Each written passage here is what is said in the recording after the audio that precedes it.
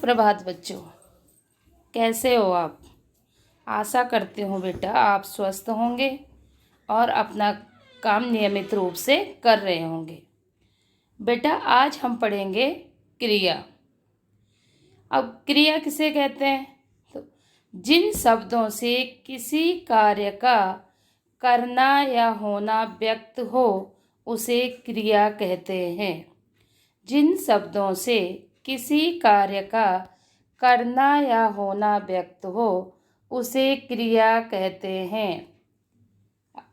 अर्थात जिन शब्दों से हमें किसी कार्य के करने का बोध होता है उसे क्रिया कहते हैं। जैसे बच्चा दौड़ता है।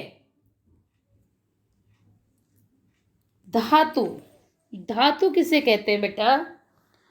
जिस मूल शब्द से क्रिया बनती है उसे धातु कहते हैं।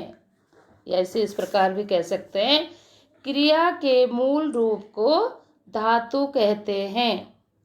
क्रिया के मूल रूप को धातु कहते हैं। जैसे देखिए, लिख, पढ़, जा, गा आदि ये मूल धातु और ना प्रत्यय के योग से क्रिया का सामान्य रूप बनता है। देखो, मूल धातु है लिख, पढ़, जा, गा। इसमें ना प्रत्यय लगाकर सामान्य क्रिया का सामान्य रूप बनता है। जैसे लिख प्लस ना, लिख क्या हो गई? धातु हो गई। प्लस ना क्या हो गया? प्रत्यय हो गया। तो क्या बन गया? लिखना। पढ़ प्लस ना, पढ़ना। जा प्लस ना, जाना। खा प्लस ना, खाना आदि। तो जिस मूल शब्द से क्रिया बनती है उसे धातु कहते हैं या क्रिया के मूल रूप को धातु कहते हैं। कुछ क्रियाओं के सामान्य रूप और धातु रूप इस प्रकार है बेटा। देखो, अब सामान्य रूप क्या है? सोना, तो उसका धातु रूप क्या हो जाएगा? सो। सामान्य रूप है लिखना, तो धातु रूप क्या हो जाएगा? लिख। सामान्य रूप है डराना और उसका धातु रूप हो जाएगा डर। सामान्य रूप देखिए उठाना, तो धातु रूप उठ। सामान्य रूप हंसना, धातु रूप हंस। तो ये होता है बेटा धातु। क्रिया के भेद कर्म के आधार पर देखिए। पहले क्रिया के भेद कर्म के आधार पर। कर्म के आधार पर क्रिया के दो भेद होते हैं। कर्म के आधार पर क्रिया के दो भेद होते हैं, अकर्मक क्रिया और सकर्मक क्रिया। अब पहला अकर्मक क्रिया। जिन क्रियाओं में कर्म की आवश्यकता नहीं होती है या जिन क्रियाओं के साथ कर्म की आवश्यकता नहीं होती है उन्हें अकर्मक क्रिया कहते हैं।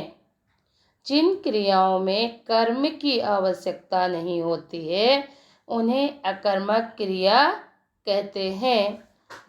कुछ अकर्मक क्रियाएं देखिए इस प्रकार से हैं, जैसे आना, जाना, हंसना, रोना, सोना, बैठना, दौड़ना आदि। ये क्या है? अकर्मक क्रियाएं हैं। जैसे हर्ष रो रहा है, रजनी हंसती है। ये क्या है? ये अकर्मक क्रिया हैं। इसमें क्या है? कर्म नहीं है। क्रिया का जो फल पड़ रहा है वो सीधे किस पे पड़ रहा है? कर्ता पर पड़ रहा है। तो एक बार फिर देखिए, जिन क्रियाओं में कर्म की आवश्यकता नहीं होती उन्हें अकर्मक क्रिया कहते हैं। दूसरा सकर्मक क्रिया। सकर्मक यानी कर्म के सहित। जिन क्रियाओं में कर्म की आवश्यकता होती है, जिन क्रियाओं में कर्म की आवश्यकता होती है या जिन क्रियाओं के साथ कर्म होता है उन्हें सकर्मक क्रिया कहते हैं। कुछ सकर्मक क्रिया बेटा देखिए इस प्रकार से हैं, जैसे लिखना, पढ़ना, काटना, देखना आदि। जैसे दादी पक्षियों को दाना दे रही है। ये क्या है? सकर्मक क्रिया है। कुछ सकर्मक क्रियाओं में दो कर्म होते हैं। जो कुछ सकर्मक क्रियाएं होती हैं उनमें कभी क्या होते हैं, दो कर्म होते हैं। ऐसी क्रियाओं को बेटा द्विकर्मक क्रिया कहते हैं। जिन क्रियाओं के साथ दो कर्म होते हैं उनको द्विकर्मक क्रिया कहते हैं। जैसे माँ ने बच्चे को दूध पिलाया, माँ ने बच्चे को दूध पिलाया, तो यहाँ बच्चा और दूध दोनों क्या है, कर्म है। तो जहाँ पे जिन क्रियाओं में दो कर्म होंगे ऐसी क्रियाओं को द्विकर्मक क्रिया कहते हैं। सकर्मक क्रिया और अकर्मक क्रिया की पहचान। अब कैसे हम पहचानेंगे कि वह सकर्मक क्रिया है या अकर्मक क्रिया है? तो इनकी पहचान के लिए बेटा क्रिया के साथ क्या, किस और किसको प्रश्न जोड़े जाने पर यदि उत्तर मिले, अगर हम क्रिया के साथ क्या, किस और किसको करके प्रश्न करते हैं और यदि प्रश्न का उत्तर मिले तो क्रिया सकर्मक होती है। अर्थात अगर हमें क्रिया के साथ क्या, किस और किसको करके प्रश्न करने पर उत्तर मिल जाता है तो वह क्रिया सकर्मक होती है। और यदि प्रश्न करने पर उत्तर न मिले तो क्रिया अकर्मक होती है। ऐसे हम क्या कर सकते हैं, सकर्मक और अकर्मक की क्रिया की पहचान कर सकते हैं।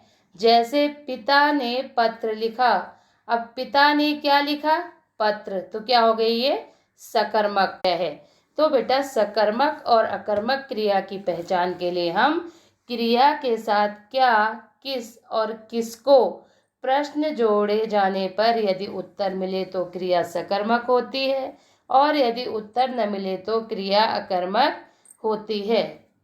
बेटा आपको यह वीडियो देखनी है और समझनी है। धन्यवाद। आपका दिन मंगलमय हो।